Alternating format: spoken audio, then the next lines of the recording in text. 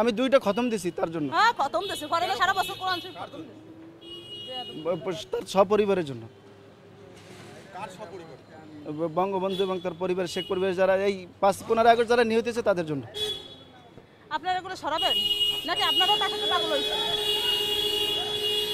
তার কবরটা জিয়ারত করা যাবে না আজকে। আমি তার জন্য কোরআন শরীফ খতম করছি। আল্লাহর কাছে বিচার দেব, আল্লাহর কাছে। আমার নাম মাওলানা ওলিউল্লাহ। আমি আসছি বরিশাল পিরোজপুর থেকে। আমি জিয়ারতের উদ্দেশ্যে আসছি। আমার পরিবার সহ তার বাড়িতে আজকে এইভাবে নির্মমভাবে 15 আগস্ট তাকে শহীদ করা হয়েছে। বঙ্গবন্ধুর জন্য 2বার কোরআন খতম দিয়েছে, কিন্তু তার সহধর্মিণী বললেন সে সারা বছর কোরআন ছুঁয়ে দেখেনি। সারা বছর কোরআন ছুঁয়ে দেখেনি, কিন্তু 2বার খতম দিয়েছে। কেমন অলি রে ভাই! তার নামটাও কিন্তু অলিউল্লাহ, খুব সুন্দর নাম।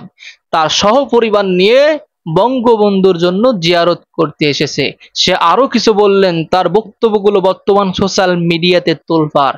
চলুন আমরা তার বক্তব্যটি শুনে নেই, তাহলে দেরি না করে ভিডিওটি শুরু করা যাক। তাদেরকে নির্মমভাবে হত্যা করা হয়েছে এই জন্য। কোন জায়গা কুত্তের মতো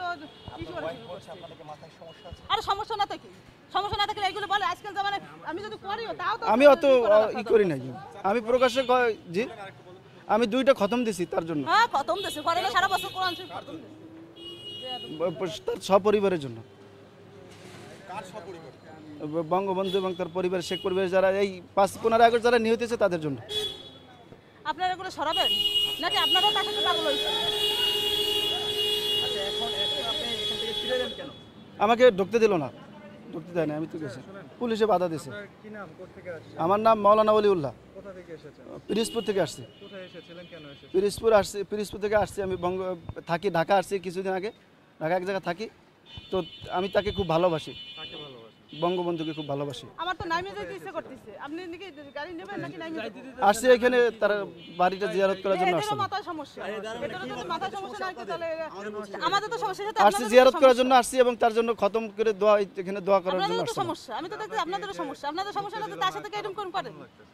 অত্যন্ত খারাপ লাগতেছে। আমি খুব কষ্ট লাগতেছে। দেশের জন্য সবকিছু করলো, তার জন্য আজ এই অবস্থা।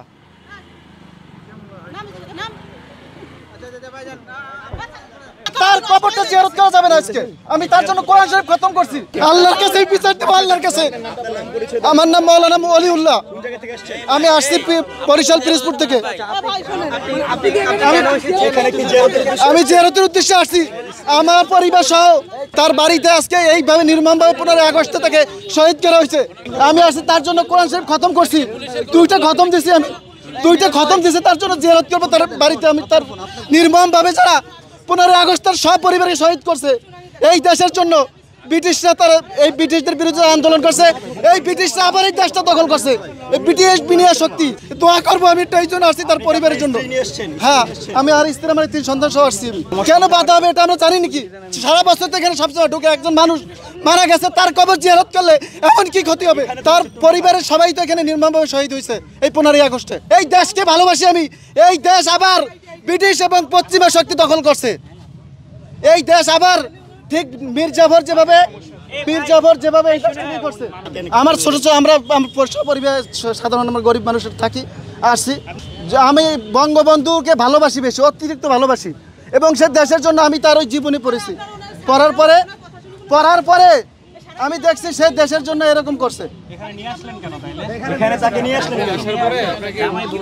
আমি বলছি একটা যাবো, তার জন্য দোয়া করবো, তার বাড়িতে গিয়ে একটু দেখবো। আমার গ্রাম পিরোজপুর, জেলা পিরোজপুর, নাজিরপুর থানা। আমি ঢাকায় একটু জুতোর ব্যবসা করে মাদ্রাসায় পড়াই। এর আগে কি আসছিলেন এখানে? এর আগে না, এখানে আসিনি। আমি ঢাকায় আসছি, এই 1 মাস হয়েছে ঢাকায় আসছি। আপনি কি আওয়ামী লীগের কোনো না আমি কোনো কিছু আমি করি না। আমি বঙ্গবন্ধুকে এবং তার সহপরিবারকে এই 5 আগস্টে যে তার নির্মমভাবে হত্যা করছে, এই দেশের জন্য যে সবকিছু দিল, আজকে তার কবরটা। যারা দেশ এবং দেশের বাইরে থেকে যারা ভিডিওটি দেখছেন তাদেরকে অসংখ্য ধন্যবাদ। আজকে 15 আগস্ট বঙ্গবন্ধুর জন্য জিয়ারত করার জন্য এই ভাই এসেছে। আসার পথে সাংবাদিকদের প্রশ্নের মুখে তিনি বললেন বঙ্গবন্ধুর জন্য তার সহপরিবারের জন্য 2বার খতম দিয়েছে, কিন্তু তার পাশেই তার সহধর্মিণী সে বলতেছে সে সারা বছর কোরআন ছুঁয়েই দেখে না। তাহলে সে এত তেলবাজ, এত তেল, বর্তমান এগুলো আর কাজে আসবে না, অতীতে অনেক কাজে আসছে। কিন্তু এই ভাই সে কিন্তু বলতেছে সে তার পরিবারের জন্য 2বার খতম দিয়েছে। কিন্তু একটা কথা আমরা সবাই কিন্তু স্বীকার করি, আমি কতটুকু ভালো আমার আমার সব থেকে বেশি খোঁজ রাখবে আমার সহধর্মিণী, আমার স্ত্রী। তার স্ত্রী কিন্তু একজন ভালো একজন মানুষ, ভালো একজন মহিলা, ভদ্র একজন মহিলা, দিনদার একজন মহিলা। তার কথা শুনেই কিন্তু বোঝা যাচ্ছে সে আসলে সত্যবাদী একজন মানুষ। সে এইগুলো কোনোভাবেই নিতে পারতেছে না, যে মিথ্যা কথাগুলো বলতেছে ওইগুলো সে কোনোভাবেই মেনে নিতে পারছে না। কিন্তু তার কাজ, তার যে কাজ, এই ভাইয়ের যে তেলবাজি কাজ, সে কিন্তু চালিয়েই যাচ্ছে।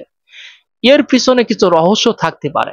সে অনেক ভাবে অনেক প্রশংসা সে করলেন। হ্যাঁ, আমরা চাই যদি সে ভালো কাজ করে থাকে, যেই হোক না কেন, তার জন্য সবাই দোয়া করতে পারবে। যার ইচ্ছা সে দোয়া করতে পারবে, এটা স্বাধীন আছে, সমস্যা নাই, সে দোয়া করতে পারে। কিন্তু যেটা সে করে নাই, এই তেলবাজি করা যাবে না। এই তেলবাজি অতীতে অনেক কাজে লাগছে, কিন্তু এই তেলবাজি এখন আর কাজে আসবে না। 2বার খতম দিয়েছে, কিন্তু তার স্ত্রী বলে সে কোরআন ছুঁয়ে দেখেনি, সারা বছর সে কোরআন ছুঁয়েই দেখে না। তাহলে সে কোরআন কিভাবে খতম দিয়েছে? এরকম আবেগী কথা বলে অতীতে অনেক লাভবান হওয়া গেছে, কিন্তু এখন কোনো কোনো আমার মনে হয় না কোনো লাভ আছে। আসলে এই ব্যক্তির কোনো সমস্যাও থাকতেও তো পারে, বলা তো যায় না। তার পিছনে কোনো উদ্দেশ্য থাকতে পারে, তার এই কথার মধ্যে আমার তো মনে হয় উদ্দেশ্য আছে। আর যারা ভিডিওটি দেখছেন, অবশ্যই আপনাদের সুন্দর মতামত কিন্তু কমেন্টে জানাবেন।